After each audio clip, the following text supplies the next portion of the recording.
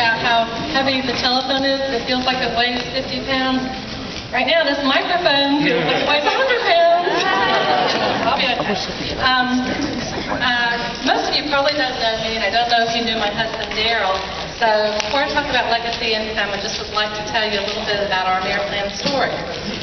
Daryl joined Ameriplan about 13 years ago, and I just can't tell you how happy and how grateful I am right now that he said yes to the Ameriplan opportunity. But I have to admit at the time, I wasn't very happy. You see, he had probably been in 15 to 20 different multi-level groups, and he had literally spent thousands and thousands and thousands of dollars, none of which he recouped. So I actually told him that I thought he was a multi-level junkie, and that we couldn't afford his habit anymore. And please don't get in any more multi-level groups. You know, I've had it. So when I heard that he had joined another one, I was a little upset. But now, obviously, I'm very, very happy, and I'm just so glad that he said yes to the Ameriplan opportunity and didn't listen to me. I'll tell you. So anyway, he was really excited about Ameriplan when he heard about it. He was excited about the opportunity. He was excited about the dental plan. That was kind of pretty much what it was 13 years ago. But he loved it. He said, you know, 70% of the people don't have dental insurance, but everybody's got teeth, or they wish they did have teeth. So he just told me that this one's going to work, I promise you. I'm going to do it, I'm going to do it, I'm going to do it. And he did. He just made a plan. He decided he was going to work hard. He was 62 years old when he joined, so he didn't promise he'd work 10 or 12 hours a day, but he said, I'll work 2, 3, 4 hours a day. I'll work diligently, persistently. I've got a plan, and I can do this. I know I can. So he set out, and he did just that.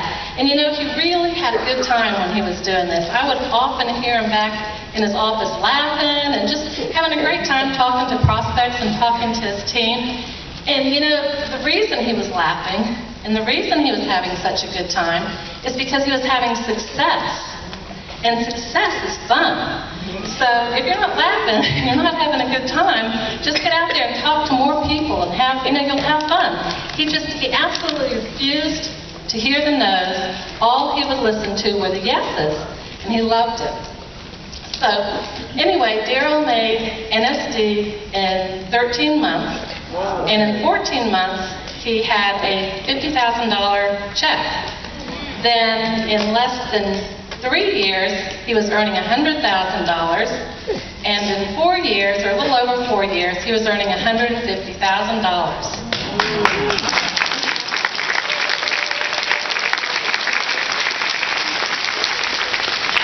And remember, that was part-time.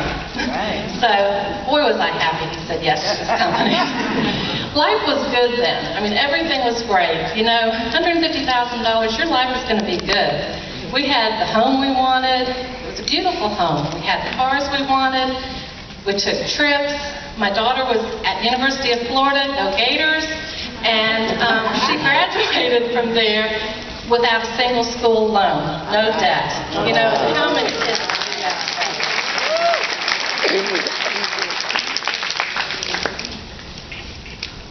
But then, about 6 or 7 years ago, things started to change.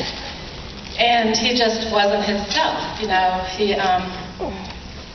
Okay, this part was not so fun, it gets a little bit harder. He wasn't laughing as much as he used to. We'd be sitting around the living room and he'd say, whose cat is that? And I'm like, what cat? You know, and so the one right over there.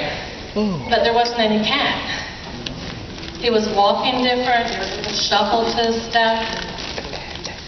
I'd walk in a room sometimes and he'd be talking to somebody, but that person wasn't there.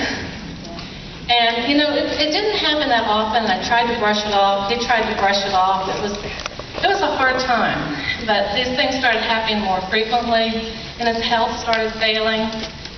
So finally we went to Mayo Clinic because his regular doctor didn't know what was wrong with him. We went to Mayo Clinic, and he was diagnosed with Lewy body disease. And that is a horrible brain disease, and I hope none of you know anybody that goes through it or has to go through it. And he finally passed away in 2007. You know, I never thought that I would be a widow at the age 56, but it happened. And that's why I'm here, to talk to y'all about legacy income and how it has affected my life and how thankful I am for this legacy income. And first I'd like to read to you what the manual says about legacy income. And it says, if an IBO is in good standing and the agreement is in the name of an individual, upon death of the IBO, it will be passed on to the heir named in the will of the IBO. So that's the manual's definition. But now I'd like to tell you a little bit about what legacy income looks like to me. And, you know, even though Daryl had been sick over a few years, it was still a shock when he died. And there was a huge, huge void in my personal life. But because of Ameriplan and legacy income, there was absolutely no void in my financial life.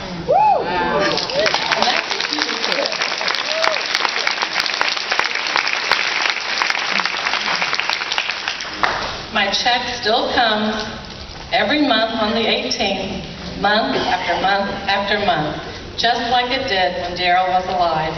Yay. And I'm so thankful that Daryl got to experience all the benefits of the residual income while he was still alive, and now that my Ameriplan legacy income check is still there for me, even though Daryl is no longer here on this earth. So, residual income is enjoying life to the fullest while we are physically able to. It's being able to have the best care if a life-threatening disease hits us. And legacy income allows your family to be able to maintain the same lifestyle they are used to before your death. And you know, our own death is something we really don't like to think about. But you know, it's very encouraging, I think, that we can think about it, and we can think about it that, you know, we have this legacy income, and that's going to be such a blessing for our families. And, you know, it's just like Daryl, he worked a few hard years. It wasn't like he worked 30 years for a company to achieve this. It was a few years that he worked really hard, part-time. And then we had a few years that he didn't work so hard. You know, we were enjoying the residual income. We had a really good time. And then he got ill, and because of that income, I was able to stay home. I didn't have to work. I could take care of him. I could hire people to help me take care of him and give him everything I could while he was ill.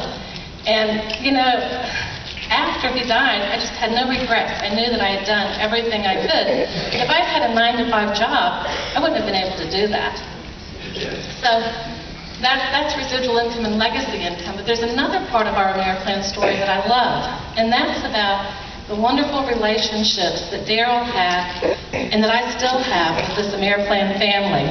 You know, I was overwhelmed by the amount of emails, the letters, the phone calls, the sympathy cards that came from our Ameriplan family. And I got so many from people I didn't even know. It was amazing. And you know, when Dennis Bloom found out that Daryl had died, he called me right away. Not only gave me his sympathy, but just said, you know, if there's anything you need, let me know. And he wanted to assure me that that check was still going to be coming. And I can't tell you what a relief that was. And I was also, at his memorial service, I was so pleasantly surprised that 2 people flew down to the corporate office from Dallas all the way to Florida. And several of our friends, well, lots of our friends came from near and far. It was amazing to have that kind of support and friendship. And I like to call that legacy relationships.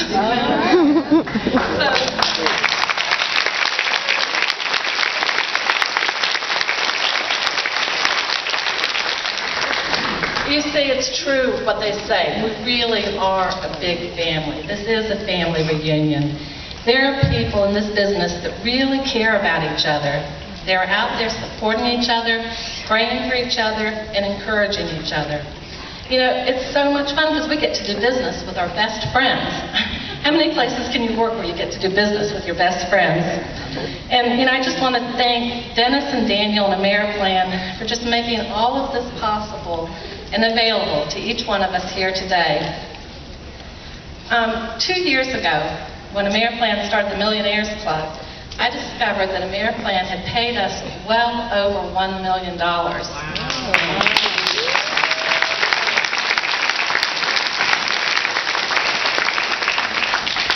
And you know, today I was thinking about it, and I realized that about half of that money was paid to us after Daryl got sick and he could no longer work.